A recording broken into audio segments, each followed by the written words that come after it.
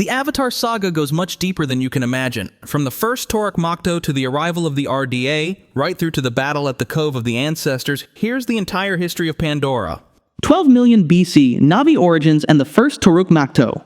Roughly 12 million years ago, a native humanoid species known as the Navi began to evolve on the moon of Pandora in the Alpha Centauri system, 4.37 light-years from Earth. Over millennia, they developed a rich culture attuned to Pandora's global biosphere, the deity Ewa. One Omatikaya clan's home tree stood for over 20,000 years, and Navi oral history, known as the First Songs, has been recorded for at least 16,000 years.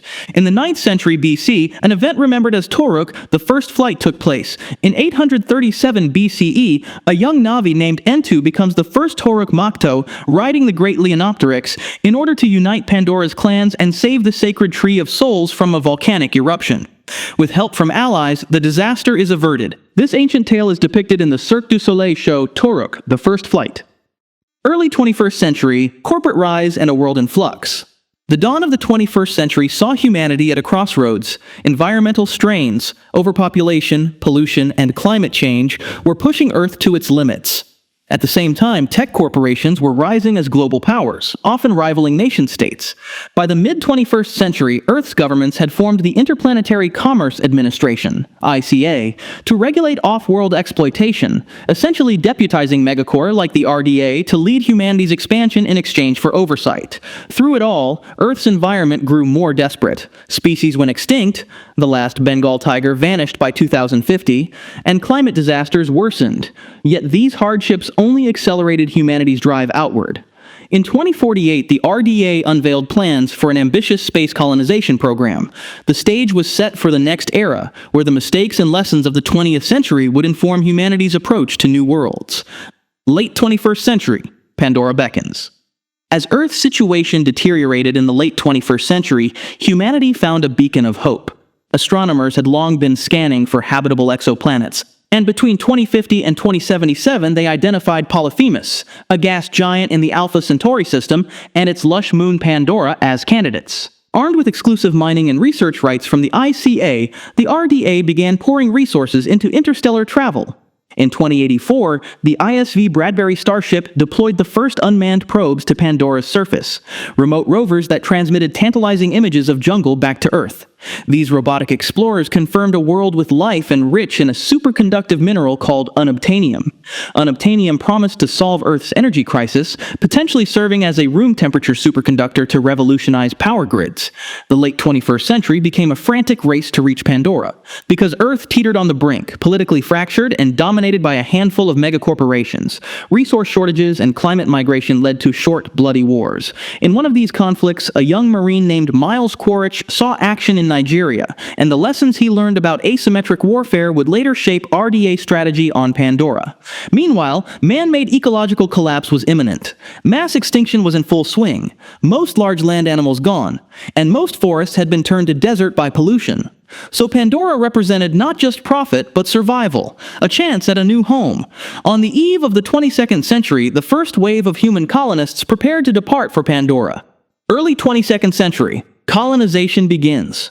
Humanity's first forays to Pandora begin in the 2110s. According to James Cameron, the first filmed story is set roughly 35 years after the start of Pandora's colonization, implying 2119 as the arrival of the first human settlers. In the following decades, the RDA establishes a permanent foothold on Pandora. They construct the main colony base, Hell's Gate, and mining facilities in the moon's equatorial regions. Early pioneers explore Pandora's wonders. The first explorers to see the Hallelujah Mountains, Pandora's floating peaks, are awestruck, though their reports are met with skepticism back on Earth. The RDA also discovers the Pandoran atmosphere is poisonous to humans, filled with CO2 and other gases, necessitating the use of exopacks and specialized avatars for survival. During this time, small-scale encounters with the Navi occur. It's known that initial relations were tense, but not yet outright war. The RDA eventually funds the Avatar program, using hybrid human-Navi clone bodies, not only for scientific research, but originally as a way to facilitate labor and diplomacy with the Navi. In 2124, xenobotanist Dr. Grace Augustine arrives on Pandora. Grace becomes one of the first 20 Avatar drivers, studying Pandora's ecosystem and the Navi up close. By this time, full-scale mining of unobtainium is underway, and the RDA's SecOps force protects company assets on Pandora. 2130s to 2142. Peaceful cooperation on Pandora.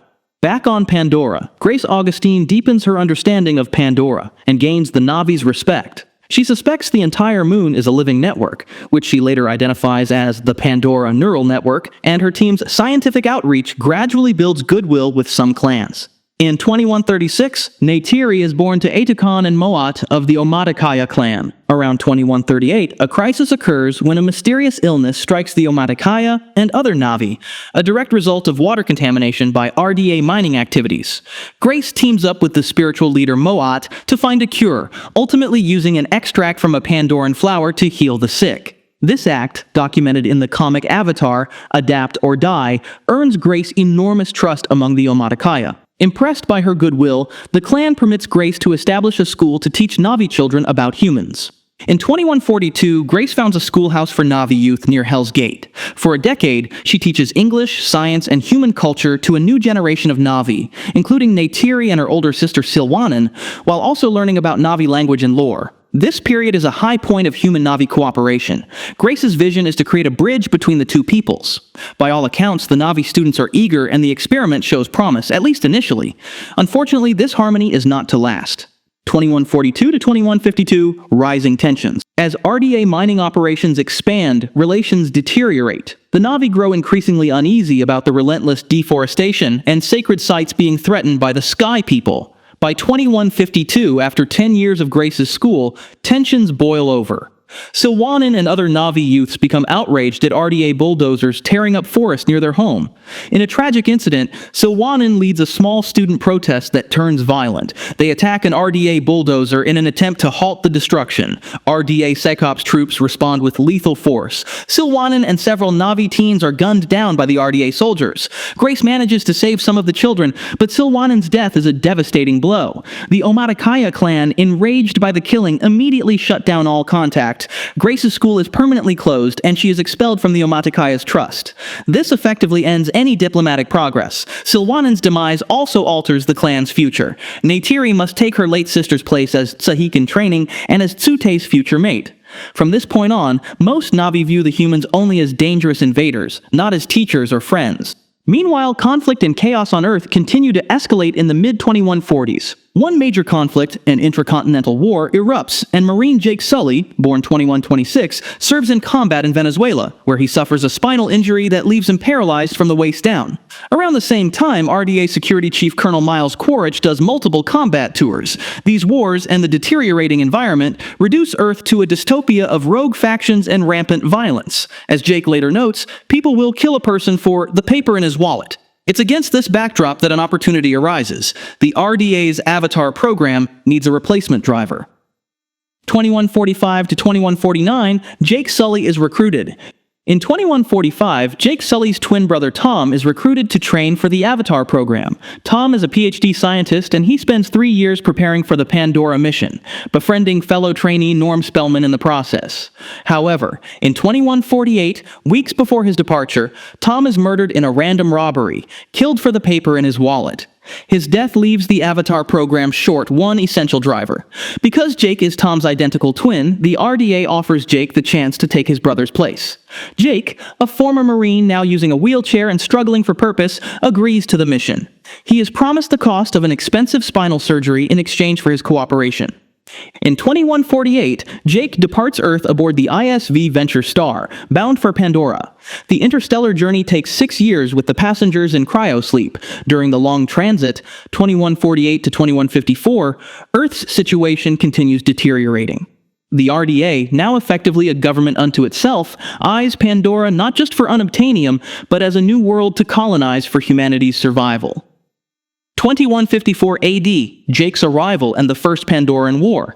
2154 is the pivotal year in which the events of Avatar 2009 unfold. Jake Sully awakens from cryo on May 19th, 2154, when the ISV Venture Star reaches Pandora.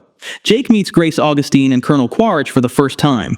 Grace is initially dismayed that a grunt is replacing his highly trained scientist twin, straining their relationship.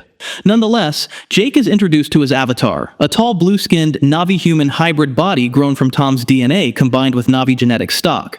But soon, Jake takes control of his avatar and experiences Pandora's jungles in person. Alongside Grace, in her own avatar, and Norm, Jake travels out from Hell's Gate on a scientific expedition. In the forest, Jake is separated from the group when he is attacked by a Thanator. Lost after nightfall, he is beset by a pack of viper wolves and fights desperately to survive. At this critical moment, Neytiri intervenes and saves Jake, killing the creatures. Although Neytiri initially distrusts Jake, a sign from Ewa, wood sprites gathering around him, changes her mind. She brings Jake to Home Tree, the ancestral home of the Omatikaya clan. There, Jake meets Neytiri's parents, Etukan and Moat. The clan agrees to test Jake rather than kill him, hoping to learn more about the Sky People. Neytiri is assigned to teach Jake their ways. Over the next months, Jake lives among the Omatikaya in his avatar body, learning to hunt, speak the Navi language, and bond with Pandora's life forms. He trains hard to become a hunter and even tames his own Ikron. All this time, Jake secretly reports back to Quaritch and Parker Selfridge, the RDA administrator, about the Navi and their home, which sits atop a rich unobtainium deposit.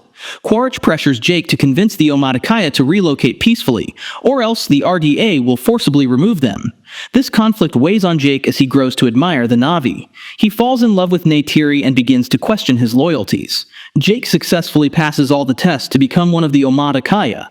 He is officially accepted into the clan, and that same night he and Neytiri choose each other as mates before Ewa. But Jake's reports to the RDA have already set a terrible chain of events in motion. When Jake and Neytiri awake on August 19th after their night at the Tree of Voices, they discover bulldozers plowing through the sacred site, sent by the RDA.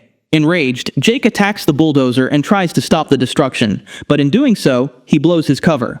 Colonel Quaritch immediately pulls Jake out of his avatar link. Jake and Grace are detained for betraying the company. Quaritch, having lost patience with any diplomacy, convinces Selfridge to greenlight the destruction of Home Tree. Despite Grace's protests that Home Tree's destruction could irreparably damage Pandora's neural network, the RDA opts for force. On August 20th, 2154, Quaritch's gunships unleash missiles on Home Tree.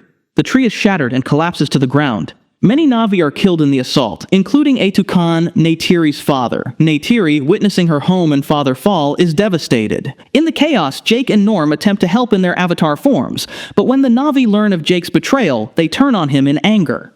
Quaritch's forces capture Jake, Grace, and Norm, disconnecting them. Grace is gravely wounded by Quaritch as they escape Hell's Gate. Jake knows there is only one chance to regain the Navi's trust. He must perform a grand symbolic act. Jake, with the help of Trudy, Norm, and a few allies, escapes to the Tree of Souls. There, on August 21st, Jake tames Toruk, the great Leonopteryx. By riding the fearsome Toruk, Jake becomes Toruk Makto, a figure of Navi legend. He swoops down to the refugees of the Omatikaya, and this act convinces Neytiri and the clan to accept Jake again. He pleads with Moat to help save Grace's life by transferring Grace's human consciousness into her avatar body at the Tree of Souls. They perform the ritual that night, but the injuries are too severe. Grace dies in Jake's arms, though not before telling him she is with Ewa.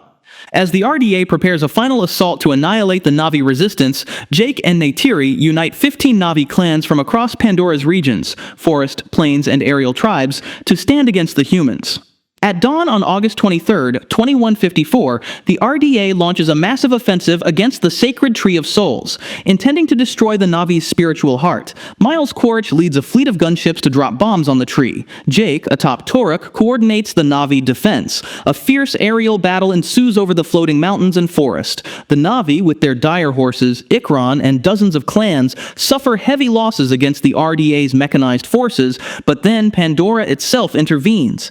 Ewa answers Neytiri's prayer by sending wildlife, Titanotheres and swarms of banshees, to attack the human forces. During the battle, Trudy is shot down and killed, as is Sute. Quaritch, in his AMP suit, faces Jake and Neytiri on the ground. In the final showdown, Quaritch nearly kills Jake by breaching his avatar link unit, but Neytiri intervenes and kills Quaritch with 2 arrows to the chest. The Navi win the battle. In the aftermath, the defeated RDA personnel are expelled from Pandora. Scores of human soldiers and workers are forced to march to the shuttle transports under Navi guard, leaving the moon for good, with the exception of a few trusted scientists like Norm who are allowed to stay.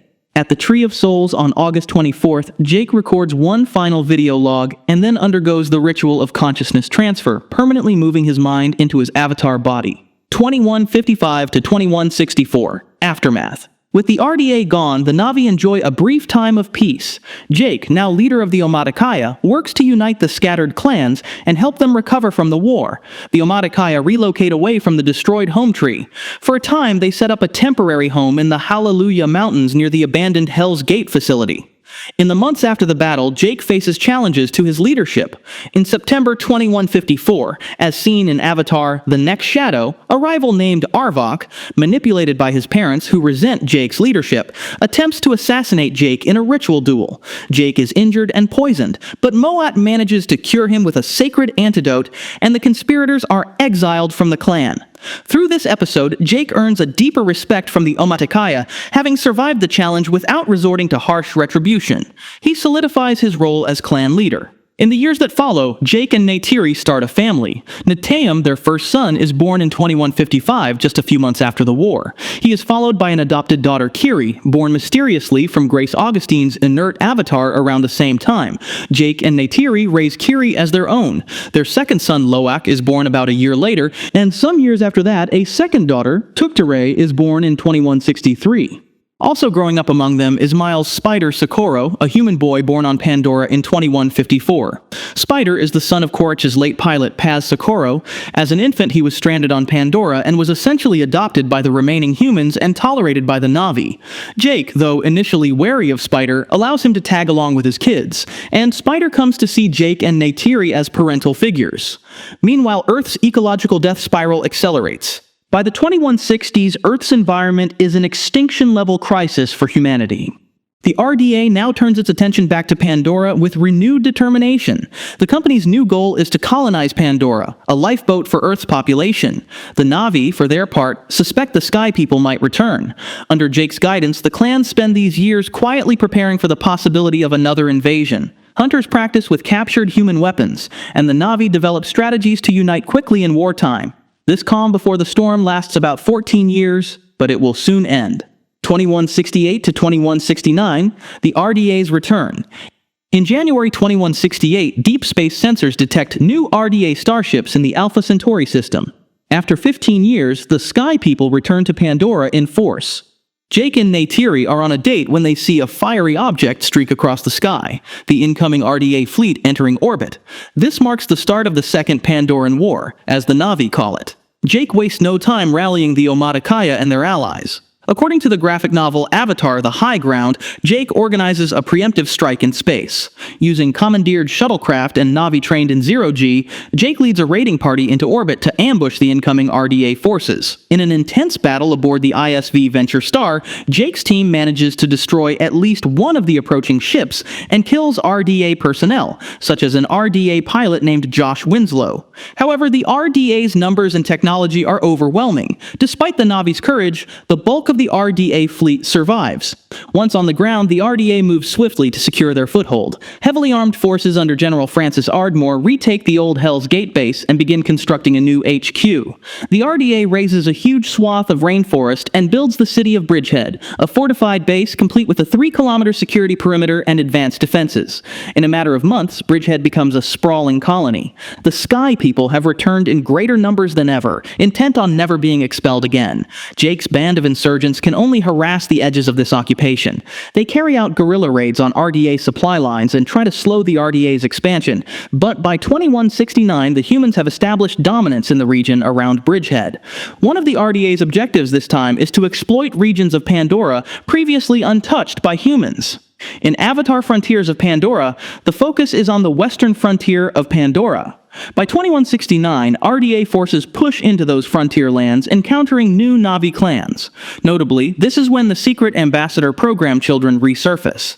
The Navi youths whom Dr. Cortez hid in cryo back in 2154 are awakened after 15 years of sleep. They emerge into a changed world, a Pandora at war once again, and must decide where they stand. Guided by sympathetic humans like Cortez and the surviving scientists, these young Navi join Jake's resistance. One of them, a child named Solek from the lost Sarrenu clan, becomes a key figure.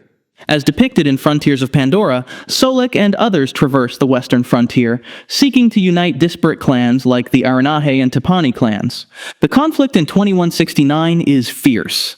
The RDA, now led on Pandora by Ardmore and administrators like John Mercer and Angela Harding, launch a campaign to oppress the western frontier. The Navi resistance fights back in a series of skirmishes and sabotage operations. Many lives are lost on both sides. Senior RDA leaders are assassinated. Both Mercer and Captain Harding are killed in the fighting. For the Navi, this is justice. These two had been responsible for the Sarrenu clan massacre decades ago. The Navi also suffer losses. For example, the Navi chieftain Mokasa dies in battle in 2169. By the end of that year, the RDA's western expansion is blunted, but the humans still hold the advantage overall. 2170. Ocean War.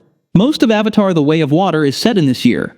Having failed to crush the Navi, the RDA shift strategies. They deploy new specialized forces. The RDA's recombinant program has cloned and recombined the memories of dead soldiers into Navi bodies.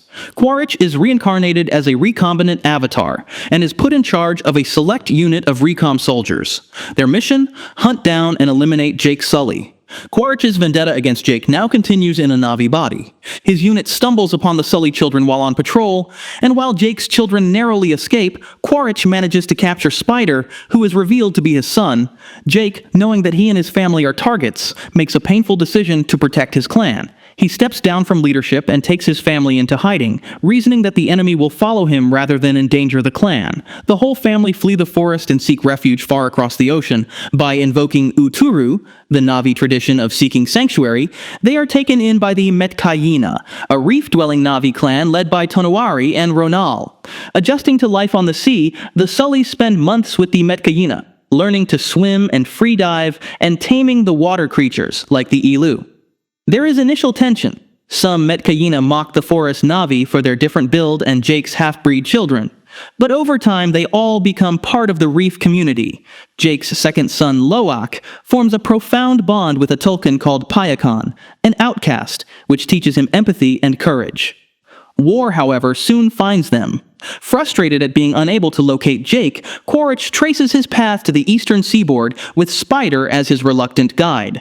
To flush out Jake, Quaritch's recom unit teams up with the RDA's whaling division, which operates massive sea dragon vessels. The Tulkun hunters, led by Captain Mick Scoresby, begin terrorizing the ocean clans. They burn down a Taunui outpost village and start slaughtering Tulkuns. The RDA's aim is twofold: smoke out Jake and exploit a newly discovered Pandoran resource called Amrita. This is a golden liquid that halts human aging indefinitely, and one jar is worth far more than a kilogram of unobtainium. Scoresby's crew kills a Tulkun mother named Roa, who was the spirit sister of Metkayina chiefess Ronal, and her calf. This atrocity galvanizes the reef people and the Sullys to fight back. They decide to confront Quaritch. In the meantime, Loak and friends go exploring and end up held hostage by Quaritch, and a series of escalating clashes leads to an all-out battle around the Three Brothers Islands. During the skirmish at Three Brothers, Payakan the Tulkun joins the fight on Loak's side, wreaking havoc on the Sea Dragon ship. Many of Quaritch's recom soldiers are killed in action, picked off by Navi or by Pandora's creatures. The Navi suffer a heartbreaking loss as well. Talem is shot and killed while rescuing his siblings from Quaritch's team. The climactic duel comes down to Jake versus Quaritch once more. On the sinking wreck of the Sea Dragon, Jake and Neytiri fight Quaritch to save their remaining children. Neytiri even captures Spider and holds a knife to him, nearly killing the boy to force Quaritch to stand down. In the end, Quaritch is overpowered and loses consciousness, left drowning in the depths while Jake escapes. Jake himself nearly blacks out but is saved by Loak and Payakan. Nearby, Spider cannot watch his father die. The boy rescues Quaritch, dragging him to safety, but Spider refuses to go with him and reunites with the Sullys instead. Quaritch, defeated, flies away alone to fight another day. With the immediate threat gone, Jake and his family return to the Metkayina village to mourn and regroup. Neytiri and Jake bid farewell to Neteyam in a traditional Metkayina ceremony, encasing his body in water and song. Afterwards, Jake approaches Taunui and Ronal to pledge himself and his clan to the Metkayina, declaring that the reef is now their home too. Having originally intended to leave to keep danger away, Jake realizes that running is futile. Instead, they will stand and fight the RDA alongside their ocean brethren. 2169 and beyond. The upcoming Avatar Fire and Ash will pick up almost immediately where the Way of Water left off. The introduction of a new evil and antagonist in Turang looks set to shift the setting of the story again. Turang is the leader of the Ash people and her clan lives in the shadow of a volcano, so Jake Quaritch and the rest of the characters look set to renew tensions amid active tectonics, magma flow this time around, but also at sea and in the lush jungle again. And beyond that, assuming there are more installments in Cameron's universe, Avatar 4 and 5 are rumored to jump forward in time at least 6 years, and it looks like the Navi and Earth are scheduled to collide in these tales. Only the forthcoming chapters will tell us what comes next. Now to the tribes that populate this magical moon. Pandora Navis are a rich tapestry of clans. From the forest-dwelling Omatikaya to the reef-riding Metkayina and the new clans in Avatar 3 Fire and Ash. Each clan holds unique customs, strengths, and secrets, all shaped by their environment. Join us as we journey through every Navi tribe and explore their role in Pandora's fight for survival. Let's get started. Omatikaya Clan. The Omatikaya clan, also called the Blue Flute clan, is the main forest-dwelling Navi tribe in Avatar. When we meet them, they live in a giant home tree in Pandora's rainforest. Skilled hunters and fierce warriors, they have blue skin that blends with the jungle. Deeply spiritual, they protect the sacred tree of souls and hold a respected place among Navi. Traditionally, the clan is led by an Olo-Aiktan, meaning the chief, and a Tsahik, meaning shaman. In 2154, this was a Tukan and Moat, but they were succeeded by Jake Sully and Neytiri after the first RDA conflict. Culturally, the Omatikaya revere the forest, live in harmony with nature, and perform rites like the Iknamaya, or Banshee bonding, to become warriors. In Avatar, the Omatikaya are the first clan to meet humans, who they call Sky People.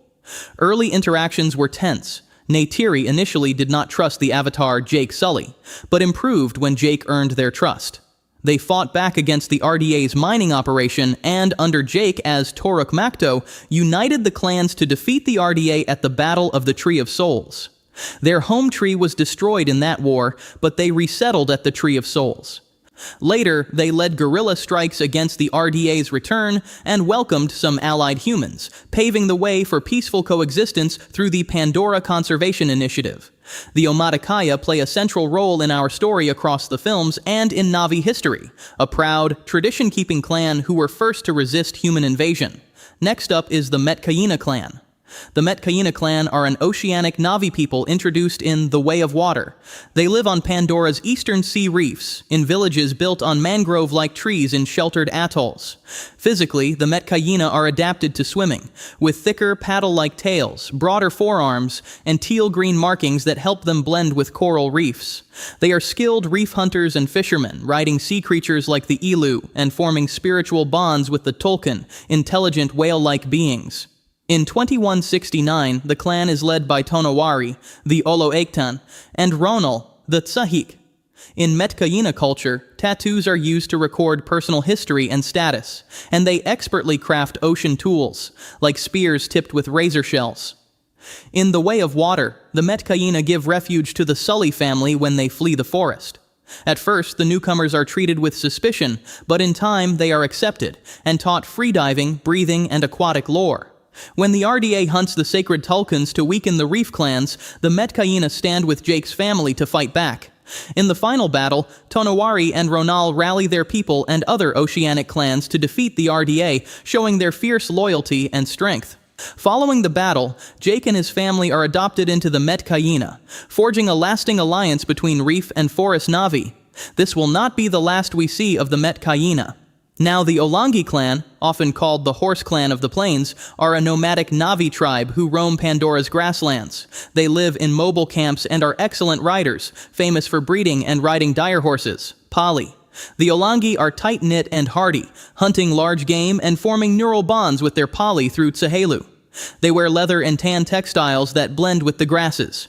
They trade with neighboring plains and forest clans, exchanging cured meats, leather and crafts for herbs or salvaged metals. Spiritually, they honor the plains creatures and likely visit Trees of Voices to connect with Ewa. In the first film's events, the Olangi answered Jake Sully's call and joined the Navi army to protect the Tree of Souls. Their dire horse charges played a key role in defeating human ground forces. They suffered losses from RDA gunships, and their chief Akwe was killed in battle. After the RDA's defeat, the the Olangi return to their nomadic ways.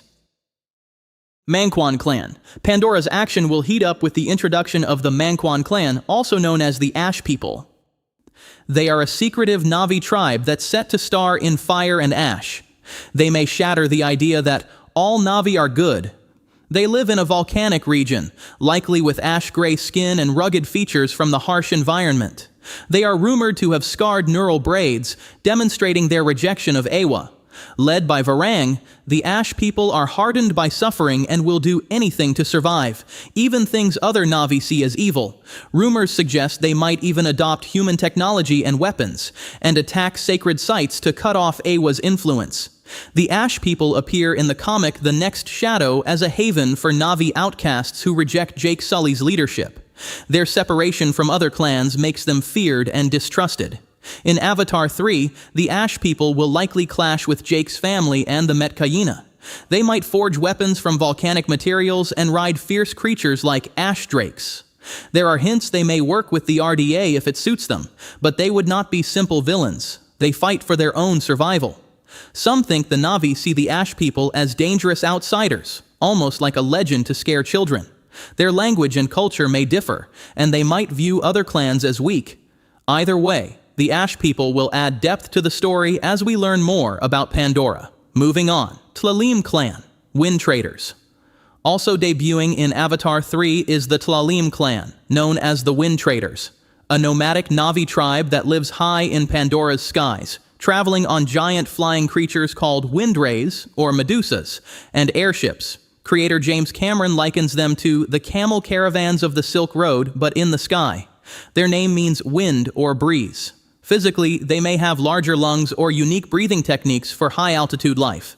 Their clothing is bright and colorful, adorned with feathers and fabrics that flutter in the wind, described as circus-like.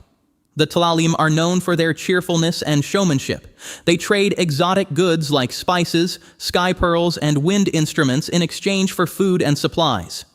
Their wind rays carry their homes, gondolas or platforms strapped to the creatures' backs, like flying ships. Their leader is Palak, who wears a grand cloak showing his status. The Talem have no fixed territory, but they're welcomed wherever they go.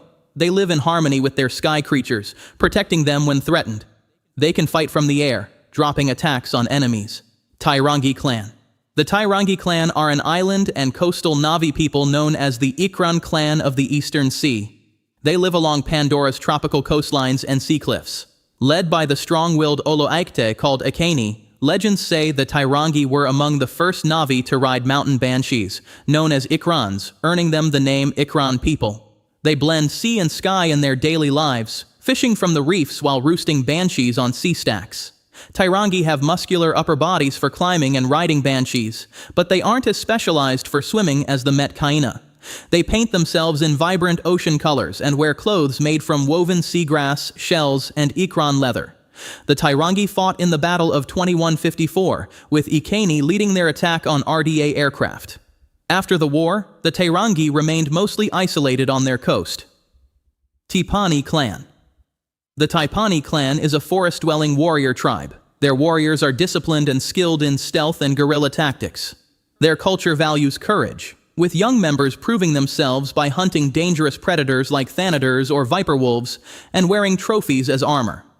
Despite their warrior spirit, the Tipani also honor wisdom, with elders preserving Navi history and songs. The Tipani play a key role in the Avatar video game, which reveals the Tipani were early targets of RDA aggression due to their proximity to Hell's Gate.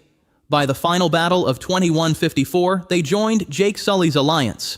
Human observers noted their use of hammered metal and animal hides as breastplates. Though they suffered losses, they survived the war. Tawkami clan. The Tawkami clan made their first appearance in Avatar the game, and are a reclusive Navi tribe living deep in Pandora's equatorial jungle. Renowned for their knowledge of botany, healing, and chemistry, they are sometimes called the Sky Seer clan. Their home, near Kekunan territory, is a swampy rainforest rich in medicinal plants and bioluminescent fungi. This peaceful, intellectual clan craft potions, dyes, and remedies from Pandora's flora. Their healers create powerful salves, making them invaluable allies during war. The Tawkami wear flowers, bright pollen paints, and carry satchels of herbs. They also domesticate small jungle creatures like sprite lizards and glowworms for ingredients and light. Although they prefer isolation, the Tawkami joined the united front against the RDA during the assault on the Tree of Souls. The Tawkami embody the Navi's scientific traditions, wise, patient, and in tune with Pandora's secrets, standing in stark contrast to the RDA's exploitative science. Anorai clan. The Anorai clan is a legendary tribe from Pandora's arid deserts. They lived near the Bone Sanctuary, a valley filled with the skeletons of giant Pandoran animals. The Anorai have lean builds and sand-colored striped skin. They wear wraps and shawls for protection against the sun and sand, and rely on hidden springs and caves for shelter and water. Their totem animal is the fierce, elusive Thanator. Anuri jewelry, carvings, and pottery, made from bones, desert wood, and crystals, hold great spiritual value and are highly sought by other Navi. The Anorai are rarely seen, and their fate is uncertain. Still, their art survives as a tribute to their lost culture. Kekunan clan. The Kekunan clan are proud, fearless, and among the most skilled aerial warriors on Pandora. Known as the first tribe to ride Ikran, they live in Pandora's highlands, in foggy mountains and dense jungle near the Tawkami. Flying is central to their culture. They decorate themselves with feathers and war paint and live in cliffside caves and giant trees. Proud and self-reliant, they hold annual rites where young hunters risk everything to bond with a banshee. Once bonded, a Kekunan warrior paints their banshee's wings with unique clan markings. After the RDA's arrival, the Kekunan maintained their traditions and avoided direct conflict at first, eventually joining the fight during Jake Sully's uprising. Their skilled banshee riders played a key role in defeating Quaritch's forces from the air. After the war, they retreated to the highlands, rarely seen except at festivals or in times of need. Taunui clan. The Taunui clan is an oceanic Navi tribe from the Eastern Sea, living near the Metkayina. They build villages among mangrove trees and coral shallows. Like their fellow reef people, they have broad tails, strong lungs, and skin patterns that mimic the ripple of water. They live in marui pods over the water and grow ocean gardens of shellfish and seaweed. Taunui Navi sport elaborate tattoos that mark milestones, like trials, hunts, and children. In the way of water, the Taunui's village is attacked by Quaritch's recon unit. Despite torture and threats, they refuse to betray Jake Sully, leading the RDA to kill a sacred Elu as the first threat. Quaritch's unit then burns parts of the village and kills several Navi. This shows the Taunui's bravery and loyalty. The Taunui and Metkayina are close allies, possessing similar dialects and customs, and sharing trade, intermarriage, and festivals. Their ties to the forest clans were distant until the Sully family arrived. Now, they stand united against the RDA, with a deep hatred for the demons who massacred their people. Aronah clan. The Aronah clan is a Navi tribe known for their exceptional weaving and textile skills, living in the Kingler Forest on Pandora's western frontier. Their territory, called the Silk Woods, is filled with towering trees draped in silk-like webs from local creatures and glowing plants. The name Aronah suggests spiders or weavers, fitting for a clan that makes fabrics from plant fibers and animal silk. They craft everything from clothing and baskets to tapestries in vivid patterns. Their totem is the Kingler, an arthropod that spins strong golden silk. They often wear flowing garments decorated with painted symbols, and live in giant home trees known as kalutral, which are connected by rope bridges and fiber hammocks. Humans were unaware of the Aronah until the RDA's invasion, and in Frontiers of Pandora, set in the 2160s, the Aronah face threats from the RDA's forward base. At first, they try to hide by using camouflage and retreating into the forest canopy, but the RDA's machinery disrupts the ecosystem and kills the sacred Kingler. This provokes the Aronah into resistance, transforming them from peaceful weavers into guerrilla fighters. Kame'tire clan. The Kame'tire clan is a Navi tribe known for their healing knowledge and shamanistic traditions, dwelling in the mysterious clouded forest of the western frontier, a misty, high-altitude jungle rich with medicinal plants and fungi. They look like other forest Navi, but may have larger eyes adapted to the dim light, and glowing skin marks for visibility in fog. Their name means Song of the Trees. A subgroup known as the Kame'tire live among the spires, gathering rare herbs from the unique microclimate. They brew remedies, perform healing rituals, and hold clan gatherings under a giant whispering great-cap mushroom, believing the spores carry their prayers to Ewa. The Kame'tire are allies of the Aronah and Hulanta, and they also share spiritual ties with the Omatikaya. They view humans with fear and pity, seeing them as sick in spirit. Hulanta clan. The Hulanta clan is a tribe from Pandora's wetlands and marshes, known for their pottery and weaving. They live in a swampy region of the western frontier, building their wetland homes on stilts, or in giant trees above winding waterways and glowing bogs. The Hulanta have tanned blue skin from the sun and water, and wear light clothes that dry quickly. They're skilled clay workers, making beautiful urns, mosaics, and dyed crafts. They also weave reeds into baskets and mats. Their totem is the Tetrapteron, a small four-winged creature seen as Ewa's messenger. Before the conflict, the Hulanta traded pottery with other frontier clans, but were isolated from the eastern clans. Even in war, they kept their traditions. Women painted clan symbols on dire horses and warriors' armor, while children wove mats in refugee camps. The Hulanta were due to be heavily featured in the cancelled video game Avatar: Reckoning. Zeswa clan. The Zeswa clan, also called Grass Travelers, is a nomadic tribe that roams the upper plains of Pandora's western frontier. They live alongside the giant Zakru, a bison-like animal following the herd's slow migration cycle, moving once per generation. The Zeswa protect the Zakru from predators and harsh weather, using their tents as windbreaks. In return, they get milk for food and drink, and wool for weaving. Their nickname, Wind Traders, comes from their traveling lifestyle and trading habits. The Zeswa are excellent riders, using dire horses on the plains and sometimes flying banshees. Their celebrations feature stylized dance fights, a mix of combat and storytelling. Their camps are decorated with colorful kites that mark migrations, announce festivals, and welcome traders. They also make eerie wind flute arrays that sing in the breeze, honoring fallen Zakru. In Frontiers of Pandora, the RDA's attempts to build routes across the plains forced the Zeswa into open conflict. They joined the resistance with their cavalry and banshee riders, fighting fiercely with dance-like moves that confuse the enemy. The clan is led by Nasim and her sister Minang. The Zeswa had a close bond with the Sarrenu storytellers and were deeply affected by their loss. After the war, they continued to roam, a living symbol of Navi freedom. Sarrenu clan. Also featured in Frontiers of Pandora, the nomadic Sarrenu were Pandora's respected storytellers and oral historians, nearly wiped out by the RDA's brutal invasion. They carried songs and knowledge between clans, aided by their bond with tarshu plants. These plants would sprout wherever the Sarrenu camped, retaining echoes of voices and memories in their leaves. Because of this, the Sarrenu were known as the Circle of Voices clan, holding regular gatherings called the Circle of Songs to share news and settle disputes. Other clans respected the Sarrenu as neutral peacekeepers and chroniclers. Physically, Sarrenu had a mix of features from different tribes, and they often wore keepsakes from other clans. Tragically, the RDA saw them as a threat, believing their unifying influence could rally all the Navi against them. They were lured into a fake peace meeting.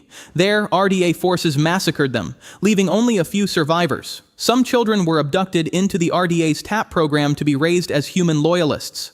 The loss of the Sarrenu inspired the formation of the resistance in the western frontier. Though gone as a clan, their stories and songs live on through others. Tarshu plants still carry their voices, and at the Tree of Souls, Sarrenu elders' voices advise strength and patience. Turang clan. Last but not least, the Turang clan was a forest-dwelling Navi group that was nearly wiped out during the First RDA War. Their name means last shadow of the forest, as they lived near the Omatikaya's territory. Though small, they were known for their bravery and strong war armor, made from tree resin and salvaged metals. Before humans arrived, they competed in clan contests and sometimes clashed with the Omatikaya over hunting grounds. During the Battle of the Tree of Souls, the Turang answered Jake Sully's call. Tragically, their village was directly in the path of RDA gunships, which destroyed their home tree and killed many before they even reached the battle. Some warriors, men, women, even youth, joined the fight but were overwhelmed by the RDA's firepower. After the battle, the Turang ceased to exist as a clan. Survivors joined other tribes, sharing their armor skills. The Omatikaya held a memorial for them at the Tree of Souls. The Turang's sacrifice became a symbol of unity, inspiring Jake's resistance to name a guerrilla unit after them during the 2170 war. Their ruined village now stands as a sacred reminder of human cruelty, and a vow among the Navi to stand united. Other clans have been hinted at, but these are the ones we know so far. What role all these clans will play in the future remains to be seen. Now to the history of Pandora's human invaders. 21st century, from Silicon Valley startup to corporate titan. In the early 21st century, two idealistic founders scraped together funds from friends and family to launch a small tech company out of a garage. From these simple beginnings, the RDA grew rapidly over a few decades, becoming hugely successful and attracting millions of investors. By the mid-22nd century, it had become the oldest and largest megacorporation of its time, with 263 million shareholders and power in every area of society. Early on, the RDA became famous for building massive projects on Earth. One major achievement was creating a worldwide maglev train network, a super-fast transit system that could transport people across continents in hours.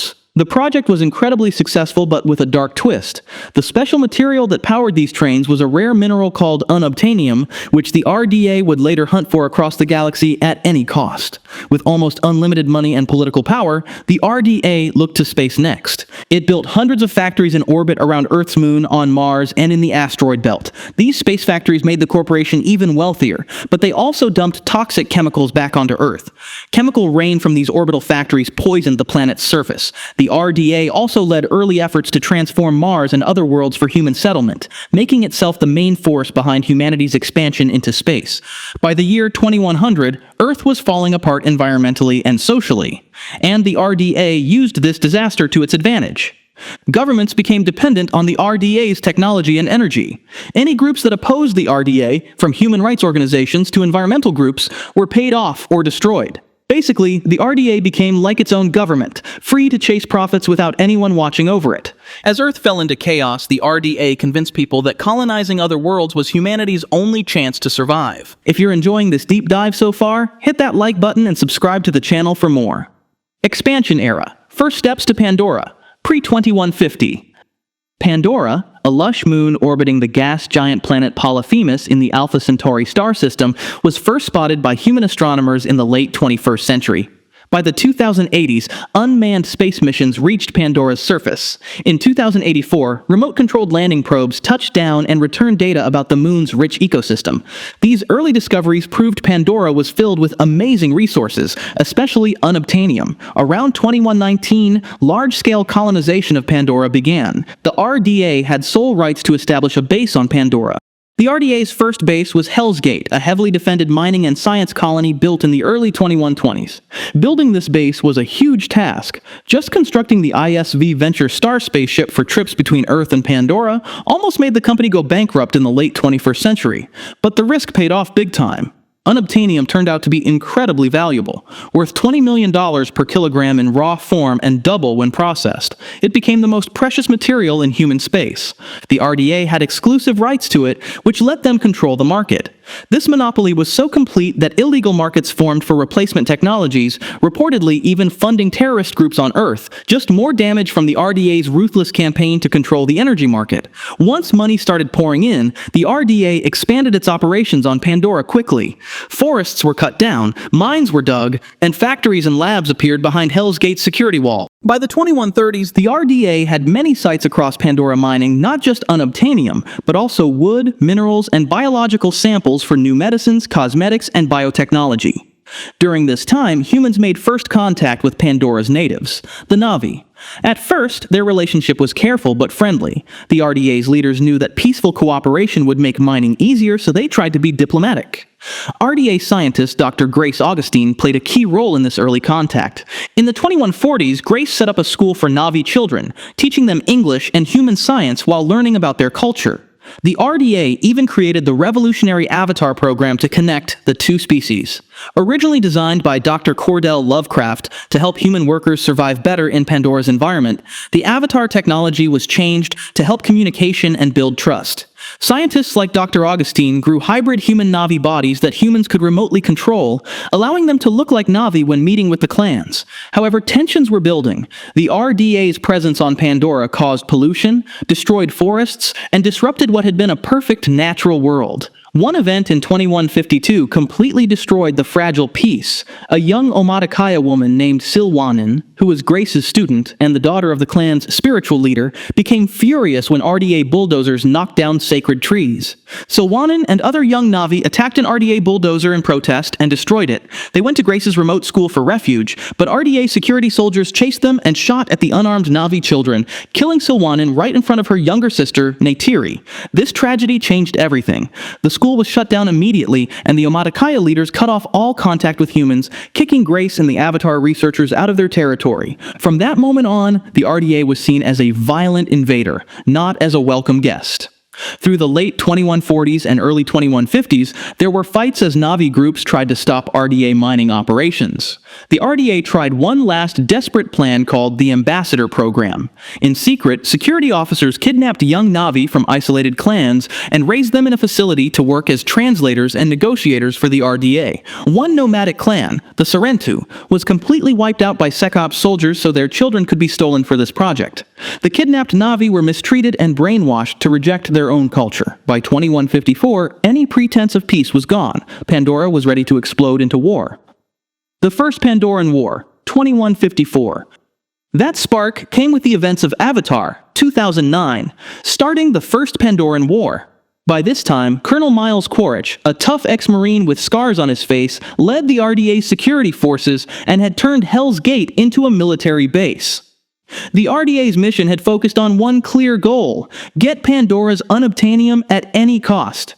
Unfortunately, one of the biggest deposits of this valuable mineral sat directly under the Omatikaya's home tree, a massive tree that housed Neytiri's entire clan. To the Navi, home tree was sacred and impossible to give up. To the RDA, it was an obstacle blocking billions of dollars worth of ore. In May 2154, Jake Sully arrived at Hell's Gate as a newly hired contractor and replacement avatar driver for his recently deceased scientist twin brother. Quaritch recruited Jake to spy on the Navi using the Avatar program and report back what they were planning. Jake lived among the Omatikaya as an avatar and eventually earned their trust. The RDA hoped he could convince them to move, persuading the Navi to leave Home Tree for their own good. But Jake started to sympathize with the Navi and finally told his employers the truth. The clan would never leave their home, no matter what they were offered. When negotiations failed, the RDA decided to attack. Quaritch launched a surprise operation to eliminate any chance of Navi resistance. First, destroy their spiritual landmarks to break their spirits, then destroy Home Tree itself. The first attack came when RDA bulldozers crushed the Navi's Tree of Voices, a special place where the Omatikaya connected with Ewa, Pandora's living spirit. Soon after, angry Omatikaya warriors attacked another group of RDA bulldozers, killing 6 RDA workers. This was the first time humans and Navi actually killed each other. With Administrator Parker Selfridge's permission, the RDA sent a fleet of gunships to Home Tree. They tried one last warning. Tear gas was dropped on the Navi gathered in and around the giant tree, demanding they evacuate. The clan refused. So Quaritch ordered his forces to fire. RDA gunships hammered Home Tree with explosives, breaking the huge trunk and setting it on fire. Their ancient home of the Navi cracked and came crashing down in a massive wave of fire and ash. Speaking of fire and ash, this is just one of many videos we are releasing before the new movie launches. Make sure to like and subscribe so you don't miss out. Following the attack, many Omatikaya, including clan leader Etu Khan, were killed when Home Tree collapsed. The destruction was a huge psychological and spiritual blow. However, it didn't make the Navi give up. It made them ready to fight. Jake Sully, who had switched to the Navi side, decided to fight back. He gathered clans from across Pandora, 15 clans in total, creating a united Navi alliance to kick out the Sky People. Quaritch expected a counterattack and launched his own strike against the Tree of Souls, planning to destroy the Navi's spiritual center and break their will. The result was the Battle of the Hallelujah Mountains. The RDA used everything they had: fleets of Scorpion gunships, a massive Dragon transport ship as their command center, squads of AMP suit robot warriors and soldiers. At first, the RDA's better weapons devastated the Navi fighters, but Pandora itself fought back. When Neytiri asked Ewa for help, the goddess responded by sending animals to attack the RDA army. Giant hammerhead Titanotheres charged through RDA troops, packs of viper wolves overran soldiers, and banshees attacked aircraft. The RDA forces were overwhelmed, their vehicles destroyed, troops scattered or killed. Colonel Quaritch was killed by Neytiri's arrows in a final battle. By the end of the fight, the invaders had lost. The Navi's victory in August 2154 led to Hell's Gate's surrender. About 90% of all humans on Pandora were forced to leave and sent back to Earth on transport ships shortly after. The First Pandoran War was over, a humiliating defeat for the RDA. Post-war retreat and recolonization, 2155 to 2168. According to expanded lore, the RDA's reaction to losing Pandora was a mix of public spin and behind-the-scenes reorganization. On Earth, the company went into damage control mode, portraying the Pandora debacle not as a corporate overreach but as a tragedy for the RDA. They claimed their employees were the victims of alien attacks, and that men like Quaritch had been martyred while trying to civilize Pandora. This propaganda painted the Navi as aggressors. The reality was swept under the rug. The structure of the RDA shifted. Parker Selfridge was removed in disgrace. A new administrator, Charles Stringer, took over Pandora Ops. Alongside him, General Francis Ardmore was appointed to command security, a sign that the RDA intended to return with more muscle and less mercy. Behind closed doors, the RDA activated contingency plans that had been set in motion before the war's end. One project was Project Phoenix, a top-secret initiative to essentially cheat death. The consciousness profiles of key SecOps soldiers, including Quaritch and his elite team, had been backed up on drives. When those soldiers were killed in action, the RDA could resurrect them in new bodies at a later date. As Hell's Gate fell in 2154, Phoenix was ramped up. The result was recoms, recombinant human-Navi hybrids with the minds of veteran SecOps troops. During the years that followed their defeat, the RDA rallied support for a second invasion. By the 2160s, Earth was on the verge of collapse, with starvation, pandemics, toxic air, and resource wars plaguing the planet. Pandora came to be seen not just as an economic opportunity, but a potential new home, a lifeboat for a dying Earth. The RDA exploited this narrative to gain political backing. We must retake Pandora for the survival of our species. The RDA became Earth's extrasolar military, with tech capabilities far beyond any national defense force. The RDA started constructing and refitting a fleet of 10 massive interstellar ships, not just the old unarmed cargo ISVs, but also heavily armed warships. By 2168, the RDA was ready to strike back. A quick note on the events of Avatar, The High Ground, 2022, which is considered semi-canon. The RDA returns much sooner, in 2155, and attacks from space, leading to an epic conflict where Jake actually takes the fight to orbit. The Second Pandoran War, 2169 to 2171, The Way of Water. In August 2168, the silence of Pandora's night sky was broken by the fiery re-entry of 10 RDA starships. This was a full-scale invasion and recolonization fleet. The new commander, General Ardmore, wasted no time sending out a frightening ultimatum: surrender and cooperate or be destroyed. When the RDA fleet landed, they literally burned the Earth. Several of the huge ISV ships descended directly into Pandora's atmosphere and used their engines as weapons, blasting a huge section of jungle with superheated plasma to clear a landing zone. Within minutes, dozens of square kilometers of forest were turned to smoking ash. Thousands of animals were burned alive. The scorched clearing became the foundation for the RDA's new headquarters, Bridgehead City, a colony base designed to be much bigger than the old Hell's Gate. Massive landing ships unloaded bulldozers and AMP suits, which immediately began creating a 2-mile-wide kill zone of empty land around the site to prevent Pandora's plants and animals from getting close. Bridgehead City quickly rose, built in less than a year by automated systems. Fleets of Hexbot construction drones, giant 3D printers, and spider-like assembly robots. The result was a huge fortress city, 6 miles wide, surrounded by 30 kilometers of defensive walls and packed with missile batteries. From Bridgehead, the RDA fought on 2 fronts. One against Pandora's environment itself, and one against the native resistance fighters.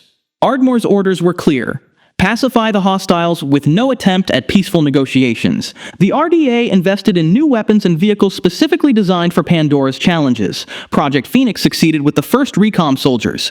Quaritch himself was brought back as a recombinant, waking up in a powerful 10-foot Navi body, but still carrying his memories and marine training.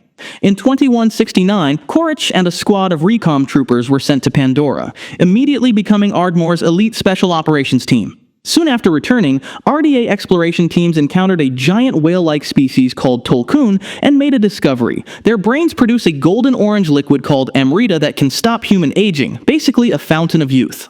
This became the single most valuable resource on Pandora, even more than unobtainium. The RDA created a whaling fleet to hunt Tolkun at any cost. Under mercenary captains like Mick Scoresby, these whalers killed entire Tolkun groups across the oceans, taking a few liters of amrita from each and throwing away the bodies.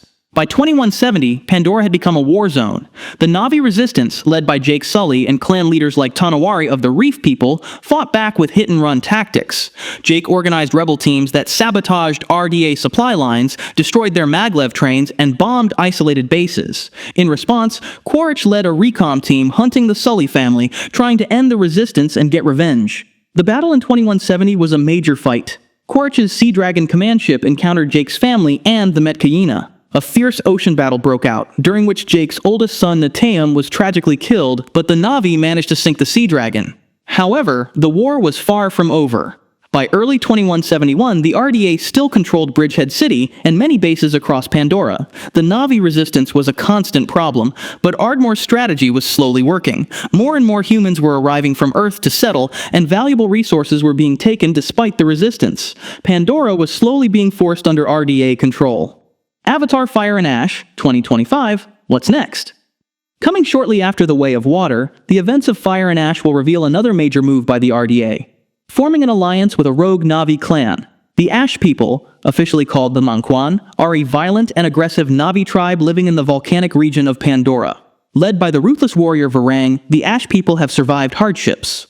The RDA's recon unit, led by Colonel Quaritch, travels into Manuan territory to negotiate with Varang. Working under Ardmore's command, Quaritch has found a common enemy with the Ash people in his personal war against the Sully family. From the RDA perspective, the Ash people are both a useful ally and maybe a test of their divide and rule strategy. If the RDA were to arm one clan of Navi to fight other clans, they could sit back and let the natives weaken each other. It's possible the RDA gives Varang AMP suits or guns, training her warriors in combat tactics. In return, the Ash people may give the RDA safe passage or cooperation in the dangerous volcanic zones of Pandora, areas which may contain new resources to take advantage of. This alliance between Navi and the RDA marks an escalation of the conflict, one that threatens to consume all of Pandora and beyond, proving once again that the RDA will do whatever it takes to protect its interests. Expanded universe and cross-media. Beyond the films, the RDA's reach extends across video games, comics, and novels, each adding layers to the corporation's dark history. In Avatar, Frontiers of Pandora, players experience the perspective of a Sarrenu Navi, one of the abducted children from the Ambassador program, who escapes RDA captivity and joins the Resistance. Set in Pandora's western frontier during the same time frame as The Way of Water, the game reveals the depths of RDA's experimentation programs under administrators like John Mercer. The RDA's West Ops division introduces specialized units like Pyro AMPs and massive flame tanks, while the horrific Feral project shows the corporation surgically mutilating creatures like Thanators to create controllable bioweapons. This suggests an experimental weapons division willing to try anything, even splicing and altering Pandora's fauna to gain military advantage. The game also expands the RDA's organizational structure, introducing divisions like Consolidated Development, ConDev for city building, and Integrated Logistics, ILD for transport. It demonstrates how the RDA operates on multiple fronts across Pandora simultaneously while showing its limits. The western frontier is eventually repelled, proving the corporation isn't invincible despite its scale. Several comic series fill crucial gaps in the timeline. Avatar: The Next Shadow takes place soon after the 2009 film, showing Jake struggling as the new Omatikaya clan leader while dealing with remaining human dissidents at Hell's Gate who stir conflict between Navi clans. It demonstrates how the RDA's presence lingered like a toxin, with their technology and ideology still threatening even after their expulsion. Avatar: Adapt or Die chronicles Grace Augustine's early work in the 2130s and 2140s, revealing the tension between the RDA's scientific division and corporate interests. One storyline shows RDA pollution poisoning a Navi river, causing sickness among children. Grace desperately works to cure them with Navi help, but RDA leadership covers up the cause, highlighting the humanitarian side that could have been the corporation's legacy had it chosen cooperation over exploitation. Avatar: The High Ground, based on James Cameron's original script for a sequel, depicts the RDA returning in 2155 and attacking from space. Though considered semi-canon, it introduces General Ardmore and Administrator Stringer, showing their ruthless tactics, including threatening to nuke the Tree of Souls from orbit. The comic expands on the RDA's espionage capabilities, featuring a human traitor among Jake's allies who sabotages their resistance plans. The darkest corner of the RDA's history comes through the Ambassador Program storyline, a covert division that kidnapped Navi children from isolated clans and indoctrinated them to reject their culture. Commander Mercer secretly massacred the entire Sarrenu clan to steal their children for this project, though scientist Alma Cortez saved some by hiding them in cryosleep. This program reveals the RDA's willingness to commit cultural genocide alongside its environmental destruction. These expanded universe stories depict the RDA not as monolithic, but composed of individuals ranging from extremely villainous, like Mercer, to conflicted, like Cortez and Grace, showing how corporate structures can enable both atrocities and acts of conscience within the same organization. The RDA's story is far from over. From its humble Silicon Valley origins to becoming the most powerful quasi-governmental organization in human space, the Resources Development Administration embodies the darkest aspects of unchecked corporate power and colonial ambition. As we await fire and ash, one thing remains certain: the RDA will stop at nothing to claim Pandora, and the Navi will stop at nothing to defend it. If you'd like us to cover the RDA's expanded universe appearances in even more depth, including connections to other sci-fi universes, drop a comment below and let us know. Thanks for watching, and stay tuned for more.